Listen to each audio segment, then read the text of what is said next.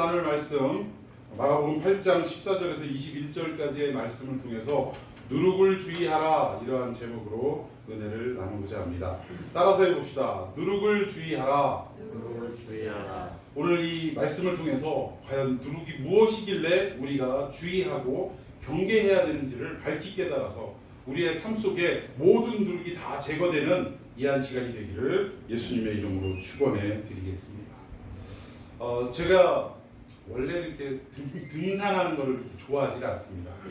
등산이 좀 힘이 들고 저에게는 막 숨이 차고 뭐 그렇더라고요. 그러니까 몸이 아프기 전에도 등산하는 걸 별로 그렇게 즐겨하지 않았는데 지금 몸이 아프고 나서는 이제 등산 자체가 불가능하게 되었죠.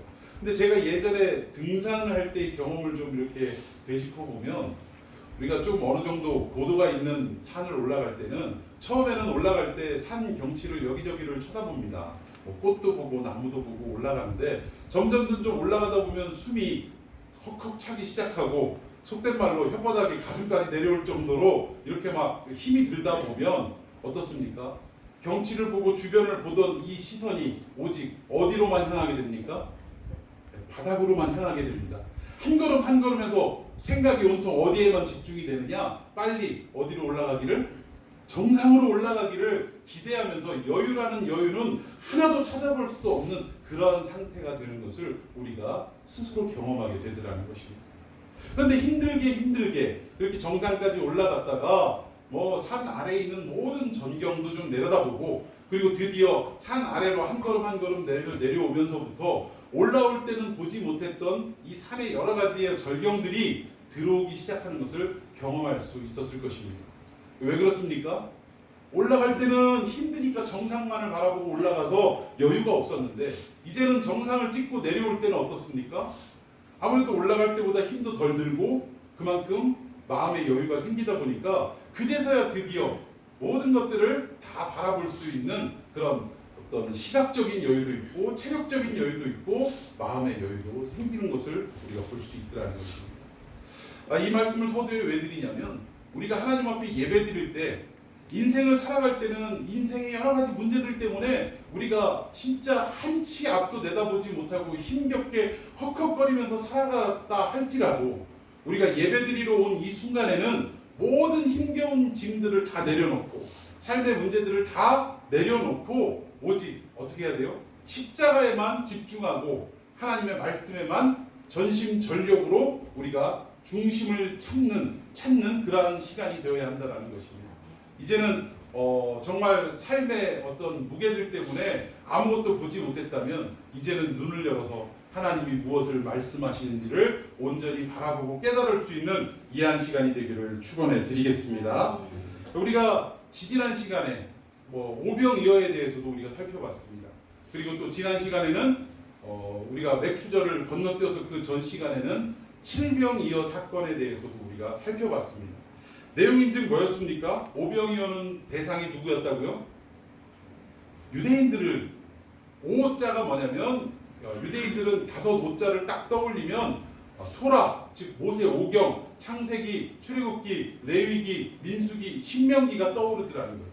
그들의 율법의 중심이면서 신앙의 중심인 이 토라를 떠올리더라는 것입니다.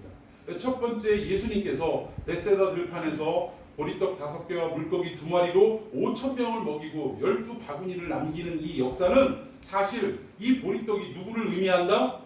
예수님 당신을 의미한다라는 거예요. 결국 유대인들에게 나는 너희들에게 생명의 떡으로 이 땅에 내려온 메시아다라는 것을 알려주시기 위해서 이러한 역사가 일어났다라는 것입니다. 이런 기적을 일으키셨다라는 거예요. 그리고 그 후에 칠병이어의 사건은 칠수는 무엇을 의미하더라? 완전수. 그래서 당시 사람들은 이 세상 나라의 모든 그 나라의 숫자가 몇 개라고 이해를 했더라고요? 70이라고 이해를 했더라고요. 그러니까 결국 이 칠병이어의 사건은 무엇을 의미하느냐? 유대인에게만 구원이 있는 것이 아니라 이 생명의 떡으로 오신 예수님은 누구의 메시아이기도 하더라? 이방인들의 메시아이기도 하더라라는 것을, 즉 예수님은 유대인만 구원하러 이 땅에 오신 분이 아니라 이방인들까지도 포함해서 구원하러 오신 그 영원하신 하나님이시다라는 것을 알려주시기 위해 이 칠병이어의 기적이 일어났다는 것을 설명을 드렸습니다. 근데 오늘도 역시 떡 이야기가 또 나와요. 본문 14절 말씀 한번 다 같이 읽도록 합니다. 시작. 제자들이 떡 가져오기를 잊었음에 배에 떡 한 개밖에 그들에게 없더라. 제자들이 예수님과 함께 배를 타고 가는 이 도중에 떡 이야기가 또 나옵니다. 그런데 오병이어에는 보리떡이 몇 개? 5개. 칠병이어에는 몇 개? 7개. 그런데 오늘 본문에 배를 타고 가는 도중에 제자들에게 있는 떡은 몇 개? 1개뿐이더라는 거예요. 근데 이것이 오병이어, 칠병이어는 둘이 비슷하니까 뭐 같은 사건이고 이 보리떡 하나 있는 이 사건은 별개의 사건이 아닌가라고 생각할 수도 있지만 역시 같은 선상에서 예수님이 우리에게 메시지를 던져주고 있는 내용이라는 것입니다. 우리 계속해서 15절, 16절 제가 먼저 15절 읽습니다.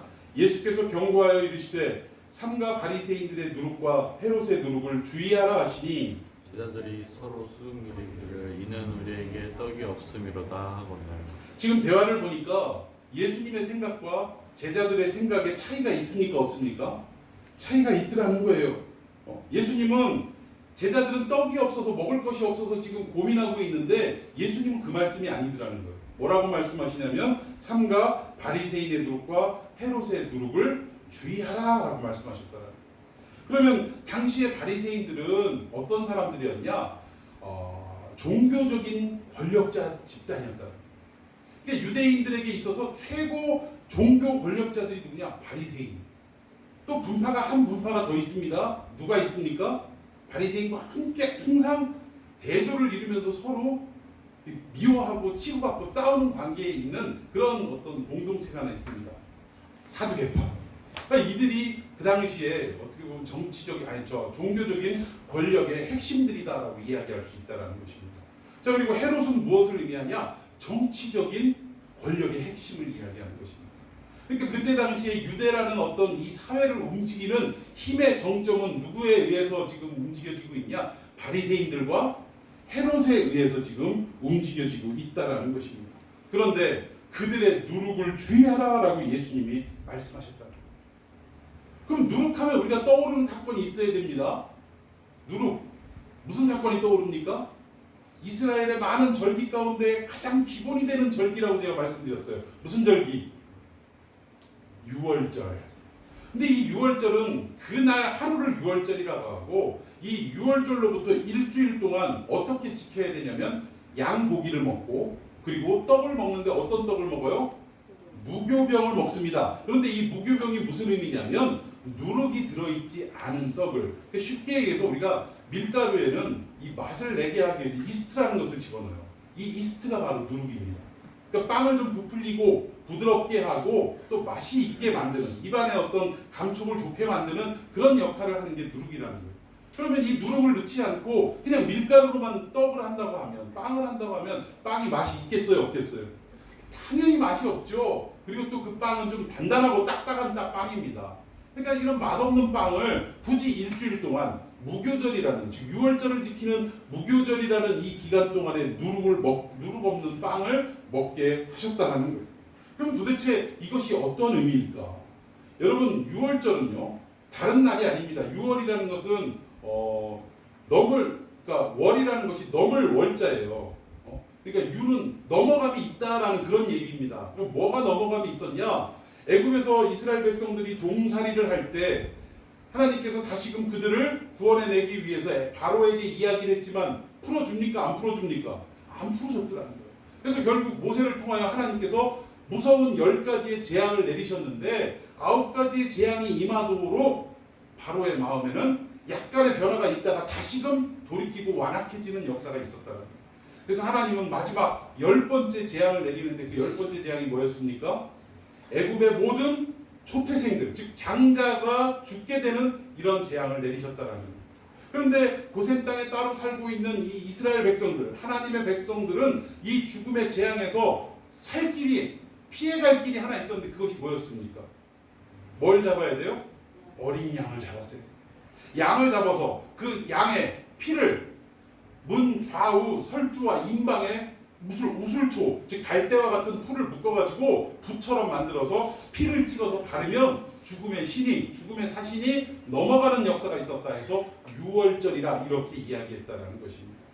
자, 그럼 결국 이 유월절은 어떠한 역사냐? 예수 그리스도께서 이 땅에 오셔서 죄의 종노릇하는 노예 생활을 하는 우리들을 구원하시기 위해 예수님이 이 땅에 오셔서 십자가의 지심으로 말미암아 당신의 물과 피를 모든 것을 다 우리를 위하여 쏟아 부어주시는 구원의 역사를 유월절을 통해 우리에게 암시하고 있더라는 거예요. 여러분 아시겠습니까? 자, 그렇다면 하나님께서 즉 예수 그리스도께서 이 땅에 오셔서 우리를 구원하실 때에 이 구원이 예수님 홀로의 역사인가? 즉 하나님 홀로 하신 역사인가? 아니면 하나님의 역사 플러스 우리의 노력과 우리의 선행과 어떤 그 인간의 그 무엇이라도 단 1%라도 포함이 되어서 구원이 이루어진가? 라고 생각해 볼 때 어떻습니까? 포함이 됩니까? 하나님 홀로의 전적인 구원의 역사입니까? 전적인 역사예요. 이것은 무엇을 말하냐? 왜 그 떡을 먹을 때에 누룩을 넣지 말라라고 명령하셨냐면 바로 구원은 예수 그리스도를 통한 우리 인간의 구원은 하나님 홀로 하신 전적인 역사이지 우리의 어떤 누룩과 같이 우리의 어떤 도덕적인 어떤 함량이나 여러 가지 것들이 포함이 돼서 그것이 이루어지는 것이 결코 아니더라. 하나님이 우리를 구원하실 때 어떤 인간은 좀 성품이 그나마 온화하고 어떤 인간은 성품이 아주 괴팍하고 차이가 있습니다. 그런데 우리의 성품이 온화함 때문에 괴팍한 사람보다 구원받을 수 있는 확률이 더 커지거나 어떤 도움이 되는 역사가 있더라 없더라? 없더라는 거예요. 우리 인간에게서는 구원받을 수 있는 그 작은 조건 하나라도 가지고 있지 않은 게 우리 인간의 현실이고 상태이더라는 것입니다. 즉 무교절에 무교병을 먹을 수밖에 없었던 이유는 뭐냐? 우리 인간이 예수로 말미암아 구원을 얻는데 그 어떠한 인간의 조건과 그 어떤 자격과 그 노력이 포함이 되더라 안 되더라 안 된다라는 것을 분명하게 밝히기 위해서 맛도 없는 빵임에도 불구하고 그 무교병을 일주일 동안 먹게 하셨다. 그러니까 무교병을 먹음으로써 우리의 구원이 오직 예수님의 보혈의 공로뿐이구나라는 것을 기념하고 기억하고 인정하는 고백하는 이러한 시간으로 보내라는 것이 무교절이었다라는 것입니다. 그러니까 결국 이 누룩은 성경에서 어떤 의미로 많이 쓰이냐면 빵이 부풀어 오르는 것이 오르게 만드는 게 누룩이라고 말씀드렸는데 이 성경의 의미는 좀 나쁜 영향력을 의미합니다. 하나님의 전적인 말씀이 아니라 인간의 어떤 사상과 또 잘못된 어떤 영향력들을 누룩이라고 표현을 하더라는 거예요. 그러면 지금 바리새인과 헤롯의 누룩을 주의하라 라고 했을 때 이 바리새인들의 잘못된 사상과 헤롯의 잘못된 영향력들이 무엇이길래 이것을 주의하라라고 말씀하셨냐는 거예요. 하나님이 예수님이 이 땅에 오셔서 당신의 제자들에게 이런 누룩들을 주의하라라고 말씀하셨다면 우리도 그 누룩의 의미와 정체를 파악을 해서 그것을 조심해야 할진데 그게 바로 뭐냐 이 얘기예요. 당시 바리새인과 헤롯이 끼쳤던 잘못된 영향력, 즉 그들의 누룩이 무엇일까? 대표적으로는 바리새인 하면 떠오르는 게 뭡니까? 사람들이 보는 시장에 가가지고 하늘을 우러르면서 나는 일주일에 2번씩 금식을 하고 11조를 한 번도 떼어 먹지 않고 그러면서 뭐라 그래요? 저 세리와 같이 저 죄인들과 같이 나는 살지 않게 하심을 감사하나이다. 그러니까 자기의 어떤 의로움을 드러내는 이런 형태들을 뭐라고 합니까? 외식주의라고 이야기합니다. 그리고 이것이 마음에서 우러나는 것이 아니라 종교적인 어떤 행위, 행태 이런 것으로 나타나는 형식주의라고 이야기를 하는 거예요. 그런데 바리새인에게 대표적인 것이 바로 형식주의와 외식주의인데 이런 내용도 있지만 그것보다 더 중요하고도 더 무서운 누룩이 이들에게 있더라는 것입니다. 그 누룩이 무엇인가 하나씩 한번 살펴보도록 합니다. 자, 우리 본문 바로 앞절에 11절 자, 다 같이 읽습니다. 11절 시작. 바리새인들이 나서 예수께 일러나며 그를 시험하며 표적을 구하고 12절 예수께서 마음속으로 깊이 탄식하시며 이르시되 어찌하여 이 세대가 표적을 구하느냐 내가 진실로 너희에게 이르노니 이 세대에 표적을 주지 아니하리라 하시고. 자, 지금 바리새인들이 예수님 앞에 뭐 했다고요? 힐난했다 그리고 시험했다라고 지금 소개하고 있습니다. 이 힐난이라는 말이 어떤 뜻이냐면 맹렬하게 비난했다라는 뜻이에요. 힐난이라는 말이 그런 의미라는 거예요. 예수님은 이렇게 인생을 살아오셨다라는 거예요. 그러니까 예수님 전문이 뭐냐면 비난받는 거, 남들에게 막 그냥 시험 받는 거, 이것이 예수님 특기라는 거예요. 여러분, 이 이야기가 왜 기록됐고 우리에게 무엇을 또 메시지를 전달해 주느냐면, 우리가 하나님의 일을 하는 경우들이 많이 있습니다. 하나님의 일을 할 때 이상하게도 열심히 일하면 일할수록, 또 마음을 다해서 하나님의 일을 하면 할수록 사람들은 그것을 알아주지 않고 어떡합니까? 말들이 많아져요. 꼭 뒤에서 수근수근하고 비난하는 경우가 많이 있더라는 것입니다. 그런데 그때 우리가 떠올려야 할 내용이 뭐냐? 예수님도 하나님의 일을, 하나님이 맡겨주신 사역을 감당할 때 항상 따라오는 일이 뭐였냐면 힐난하는 일들이 따라왔더라는 거예요. 비난받고, 그것도 맹렬하게 비난받는 이런 일들이 비일비재했더라는 것입니다. 우리가 하나님의 일을 할 때 우리 예수님의 살아갔던 모습들을 기억하셔서, 하나님의 일을 할 때 비방이 쏟아지고 내 마음 알아주지도 못하고 흔히 얘기하는 것처럼 버섯목처럼 뒤집어서 보여주지도 못하는 이런 억울한 상황 속에 있을 때마다 우리는 이 예수님의 삶을 기억해야 할 줄로 믿습니다. 주님의 일을 할 때마다 이런 어려움이 따르더라는 거예요. 예수님도 그러셨으니까요.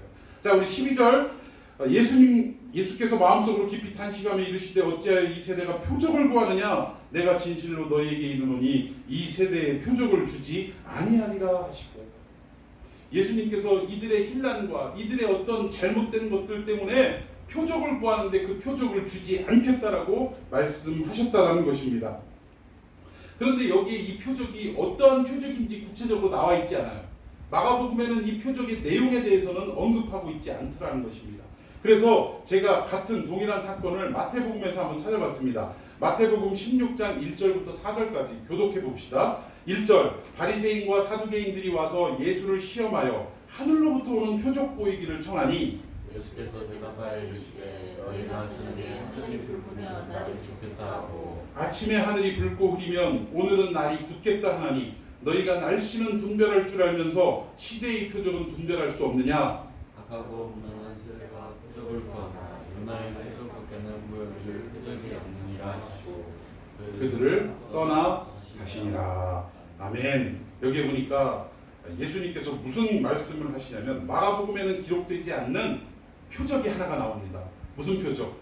이들이 하늘로부터 오는 표적을 구했지만 예수님은 그 표적을 보여주지 않겠다라고 말씀하시면서, 너희들이 구하는 표적에 내가 보여줄 표적은 하나밖에 없다. 그것이 누구의 표적이다? 요나의 표적이다라고 예수님이 말씀하셨다라는 거예요. 그럼 결국은 뭐냐? 유대인들의 바리새인과 헤롯의 잘못된 누룩들, 이것이 무엇이냐? 요나의 표적과 동일한 것이다라고 이야기할 수 있다. 그래서 예수님이 니들이 무슨 하늘로부터 오는 표적을 구하느냐? 니들에게 보여줄 수 있는 것은 요나의 표적뿐이다라고 예수님 말씀하셨다는 거예요. 이 요나의 표적하면 우리가 착각하는 게 뭐냐면, 요나하면 대표적인 사건이 있습니다. 뭐예요? 다시스로 도망가다가, 배 타고 도망가다가 결국 어떻게 됩니까? 제비 뽑아서 당첨이 돼서 바다에다 던지움을 당합니다. 그래서 어디에 들어가죠? 물고기 뱃속에 들어가서, 물고기 뱃속에 며칠을 있습니까? 사흘 동안 있어요. 3일 동안을 그 속에 있다가 우리는 그곳에서 열심히 회개해가지고 하나님이 다시금 물고기에게 명해서 육지로 그를 토해내쳐 다시금 다시스로 가게 했다라고 우리는 생각한다는 거예요. 그래서 물고기 뱃속에 있던 그 시간이 마치 날짜가 어디하고 똑같아요? 예수님께서 무덤에 계셨던 시간과 똑같아서, 이것은 예수님이 당신이 십자가 지시고 죽으셔서 사흘 동안 무덤에 계셨다가 다시 일어나실 걸, 부활하실 것을 나타내는 표적이다라고 잘못 해석하는 경우가 너무나 많이 있더라는 것입니다. 자, 그러면 과연 요나의 표적이 무엇인지에 대해서 구체적으로 말씀을 드리도록 하겠습니다. 지금도 말씀드렸지만 요나에게 어느 날 갑자기 하나님의 명령이 임합니다. 사명이 떨어져요. 내용인즉 뭡니까? 저 니느웨 성에 가서 저 백성들에게 멸망할 것을, 심판당할 것을 가서 증거하라라는 것이 하나님의 명령이었다라는 거예요. 그런데 이 요나는 그것을 받아들이기가 어려웠습니다.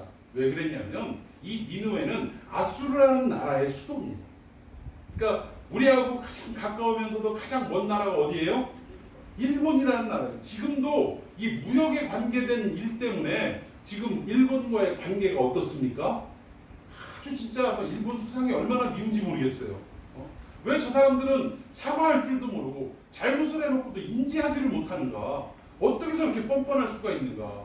지금 독일 그 예전 그 여자 수상이 총리가 뭐라고 얘기를 했냐면 그들은 이 1년에 한 번씩 그 유태인들을 학살했던 그 기념일에는 반드시 전 정치인들이 나와가지고 그 유대의 기념관 앞에 가갖고 절을 하고 사과의 묵념을 드리는 그런 일들을 매년 반복하고 있어요.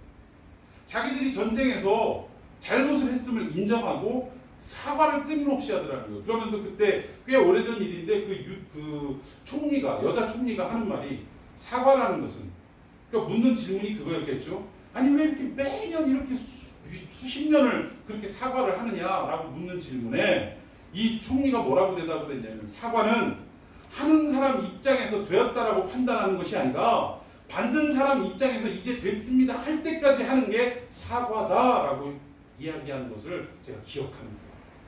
근데 지금 우리 일본은요 한 번도 사과한 적도 없을 뿐더러 그리고 사과를 해도 끊임없이 우리가 이제는 됐습니다 라고 할 때까지 사실은 사과하는 게 옳다라는 거예요.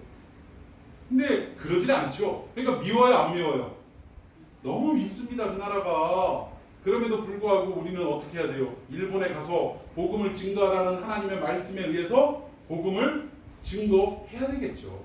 근데 그때 당시에 아주 민족주의가 강한 이 요나라는 사람은 선지자임에도 불구하고 니느웨에 가서 복음을 증거하라는 하나님 말씀이 이해가 됐어요 안 됐어요?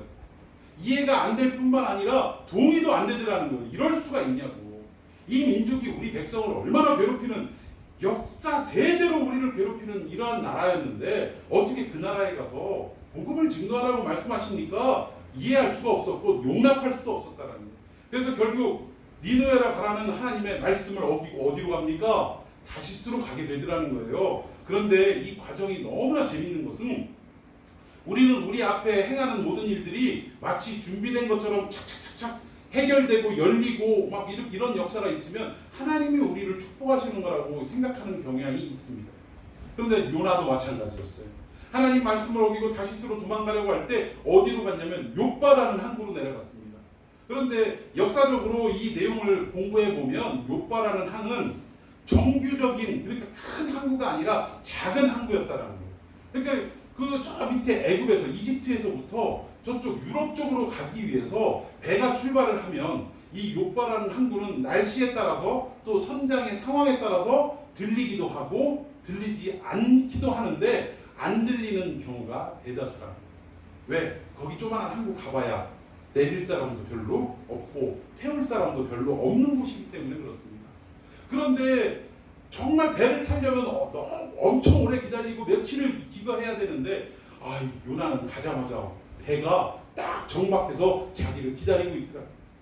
아마 하나님께서 자기가 다시스로 도망가는 걸 인정하셨나 보다, 하나님이 역사하셨나 보다 이렇게 생각했을 수도 있습니다. 그래서 그 배를 타고 가다가 그만 어떻게 됐어요? 하나님의 놀라운 하나님의 준엄하신 그 심판의 메시지를 듣고 결국은 제비 뽑아서 바다에 던지움을 당하게 됩니다. 그리고 나서 우여곡절 끝에 물고기 뱃속에서 다시 나와서 하나님께서 두 번째 기회를 주십니다. 니느웨에 가서 복음을 증거하라라는 이 하나님의 말씀을 듣고 요나는 어찌어찌해서 마지 못해서 니느웨로 갑니다. 그런데 이 성경을 읽어보면 니느웨의 이 도시가 얼마나 큰지 사흘길을 걸어야 되는 도시였다. 여러분 우리 대전도 상당히 큰 도시인데 이 대전을 걸어서 사흘 동안 돌아다닐 수 있는 그런 크기입니까? 아니에요. 힘들지만 하루만 걸어도 충분할 수 있는 거리일 것입니다. 그런데 이때 당시에 이 니느웨라는 성읍이 얼마나 크고 화려했냐면 사흘길을 걸어야만 이 도시 전체를 돌아다니면서 말씀을 증거할 수 있는 크기였다. 그런데 사흘길을 걸어야 이 니느웨 성읍에 요나는 며칠을 복음을 증거하냐면 하루, 딸랑 하루만 가서 복음을 증거하더라는 것입니다. 그리고 나서 하루만 증거하고 산 중턱에 올라가서 이제는 이 민족들이 망하나 안 망하나 그거를 살펴보고 있더라는 거예요. 그런데 그때 어떤 역사가 있었습니까? 그때 앞끝에 이 백성들이 망하나 안 망하나 심판이 이루어지나 안 이루어지나를 보고 있다가 박넝쿨 잎사귀 때문에 그늘이 만들어지니까 너무 그게 좋았던 거예요. 박넝쿨 잎사귀 그늘이 너무 좋아가지고 막 헤헤거리면서 아 이거 시원하다 하면서 좋아했는데 하나님께서 밤새 벌레를 보내셔서 그 잎사귀를 다 갉아먹게 하셨다는 거예요. 그러니까 그늘이 없어지니까 요나가 하나님을 향해서 아유 이거 그늘이 있어서 얼마나 좋았는데 왜 이게 다 없어졌냐고 막 불평불만을 하고 원망을 쏟아놓기 시작하니까 하나님이 뭐라고 말씀하셨냐면 야 너 그 잎사귀 네 거냐? 그 잎사귀 내가 만든 거야. 내가 만든 건 내가 없앴다고 너 이렇게까지 난리를 치고 뭐 불평하고 불만 원망을 터뜨려 놓는데 저 니느웨 백성들 누가 만들었냐? 내가 만든 백성들 아니냐? 내가 만든 백성들을 내가 어떻게든 심판해서 면하게 해서 구원하려고 하는데 너 왜 그거 가지고 그 난리를 치냐? 요나에게 그 말씀을 하셨다. 여러분 여기에서 나타나는 요나의 표적이 바로 이것입니다. 요나를 통해서 우리가 배울 수 있는 것은 물고기 뱃속에서 예수님이 뭐 십자가 3일 만에 부활하시고 이 내용이 아니라 요나가 가지고 있던 그 사상과 요나가 가지고 있던 그 정신이 어떤 내용이었냐면 자기 민족주의였다. 하나님 있을 수 없습니다. 이 유대인들만 구원받을 수 있지 어떻게 저 니느웨 이방인들이 구원받을 수 있습니까? 이건 말이 안 됩니다. 이해도 안 되고 용납도 안 됩니다. 나는 죽으면 죽었지 그짓 못합니다. 라고 하는 이런 어떤 자기 민족주의가 강력했던 것이 바로 요나를 통해 얻을 수 있는 표적이라는 것입니다.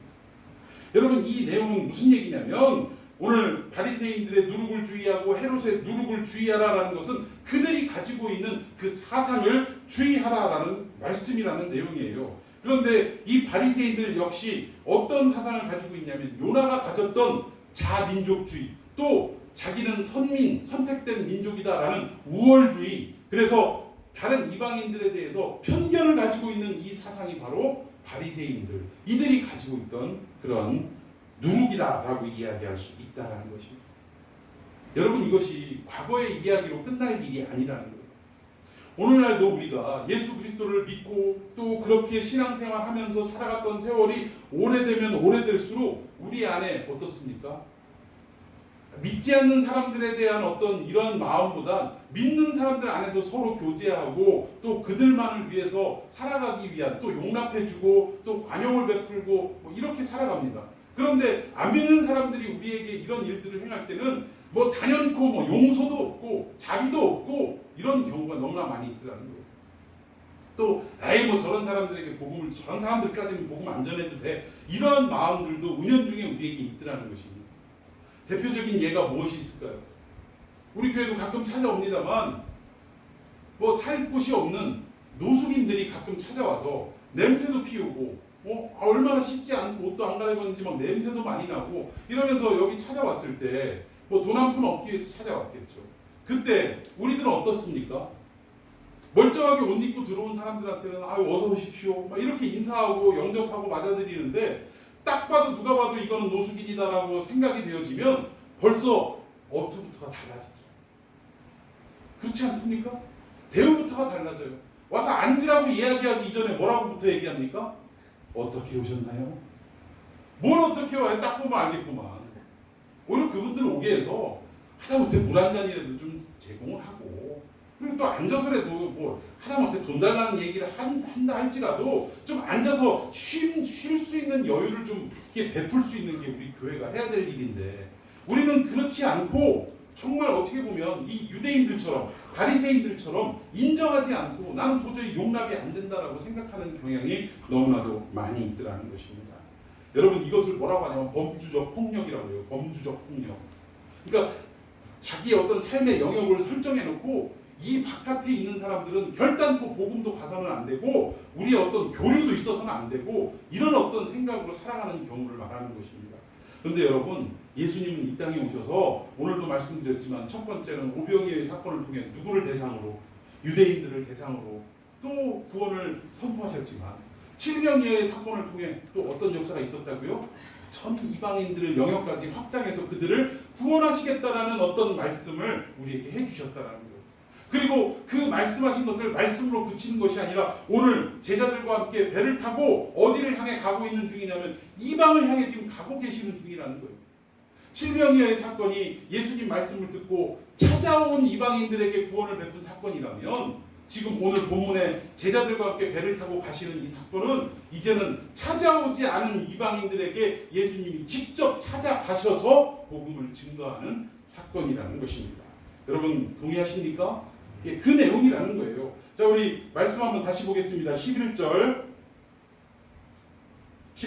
교독합니다. 바리새인들이 나와서 예수께 힐난하며 그를 시험하여 하늘로부터 오는 표적을 구하거늘. 12절 예수께서 마음속으로 입이 탄식하며 이르시되 어찌하여 이 세대가 표적을 구하냐 내가 진실로 너에게 이르노니 이 세대에 표적을 주지 아니하리라. 13절 함께 읽습니다. 그들을 떠나 다시 배에 올라 건너편으로 가시니라. 여기 건너편으로 가셨다는 얘기가 바로 이방을 향해 가셨다는 얘기예요.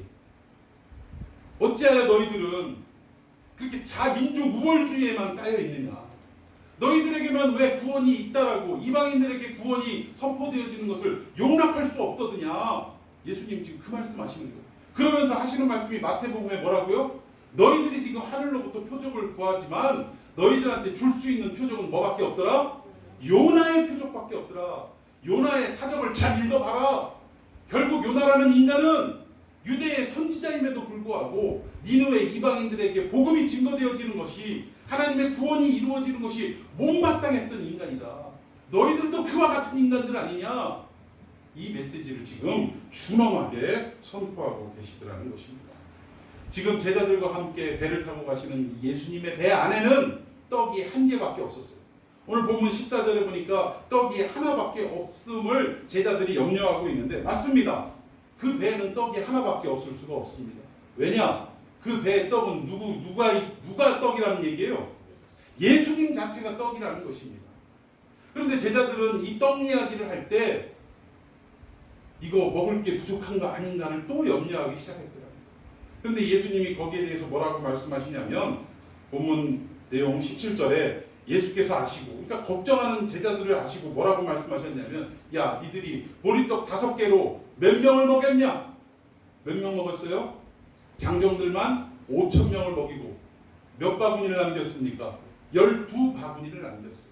그리고 또 보리떡 7개를 가지고 몇 명을 먹였더라? 장정만 4,000명을 먹이고 남은 광주리가 7이다라는 것을 다시 한번 기억하게 말씀하셨습니다. 그러면서 하시는 말씀이 뭐예요?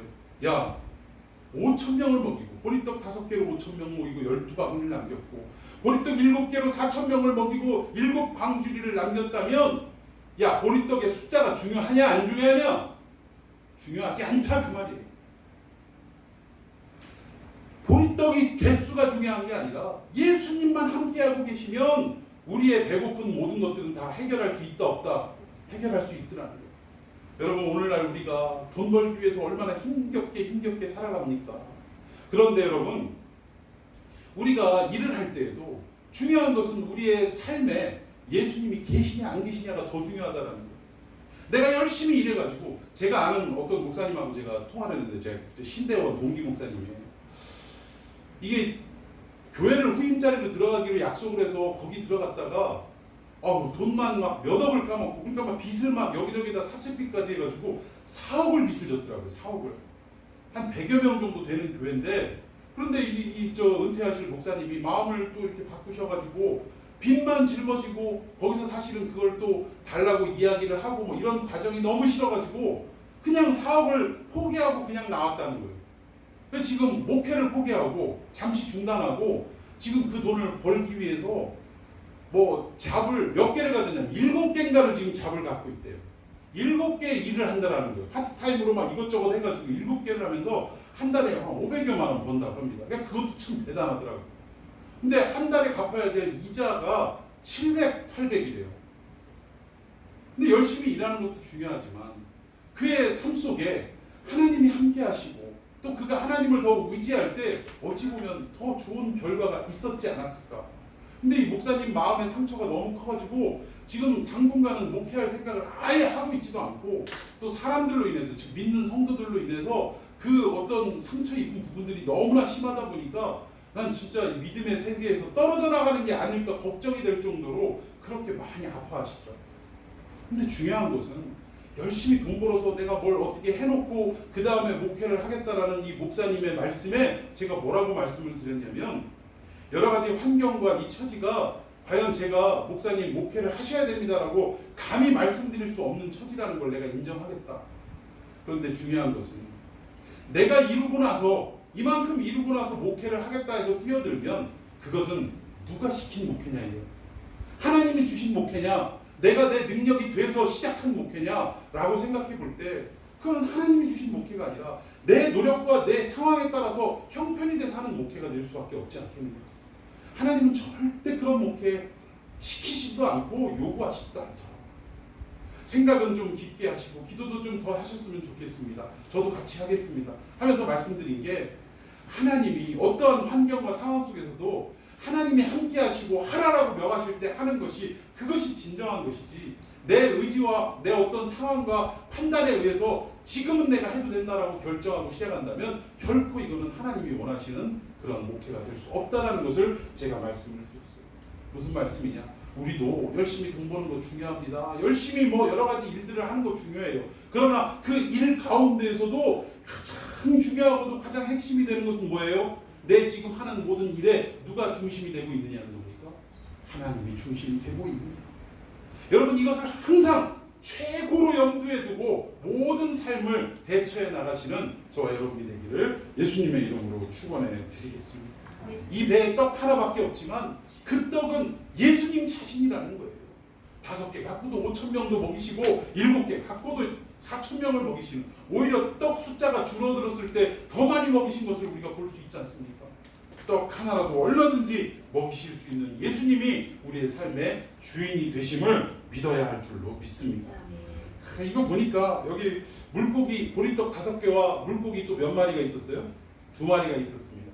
근데 희한한 것은 7병이어도 물고기 한 2마리가 있었고, 근데 이 물고기를 지금도 보면 자동차에다가 이렇게 물고기 모양을 해놓고 히브리어로 이 익투스라고 이렇게 써놓은 것들을 붙이고 다니시는 분들을 제가 예전에는 많이 봤는데 요즘은 가끔 한 번씩 봅니다. 근데 이 물고기 모양이 뭐냐면 초대교회 시절에 그 핍박이 아주 심할 때 나는 그리스도인입니다라는 표식이 바로 이 물고기 표식이었어요.